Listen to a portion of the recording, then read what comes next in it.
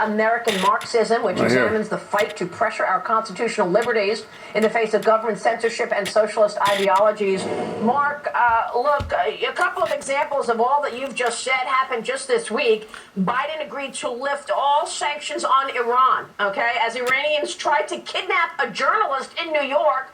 That, no comment on that. They eased sanctions on Venezuela. Look at that economy. We've got video of the Taliban executing Afghan soldiers who fought for us in the U.S., and we abandoned them. And yet, Mayorkas is saying to Cubans, don't come here. What's the motivation for all of this?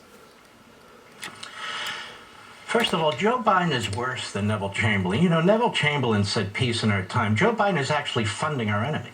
I mean, you have to say that Neville Chamberlain didn't give billions of dollars to the Third Reich, and yet Joe Biden is giving and wants to give tens of billions of dollars to the Iranian regime, which has as its purpose to wipe out the Jews in Israel, wipe out its neighbors, and build ICBMs with nuclear warheads that can reach our cities. It's insanity. We have an insane administration that is pushing these radical Marxist agenda movements.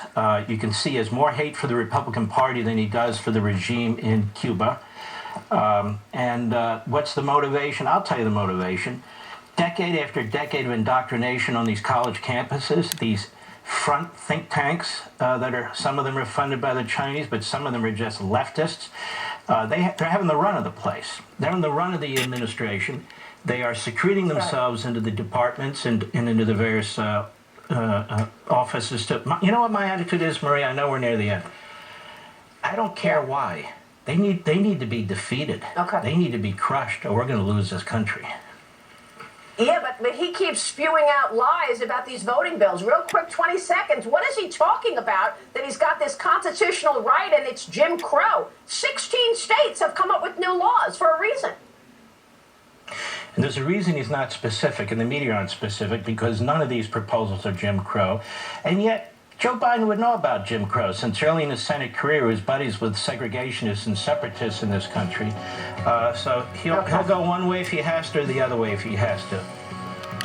Mark, it's great to see you. We will see you tonight on Fox. That'll do it for us. Have a great weekend, everybody. I'll see you the world's first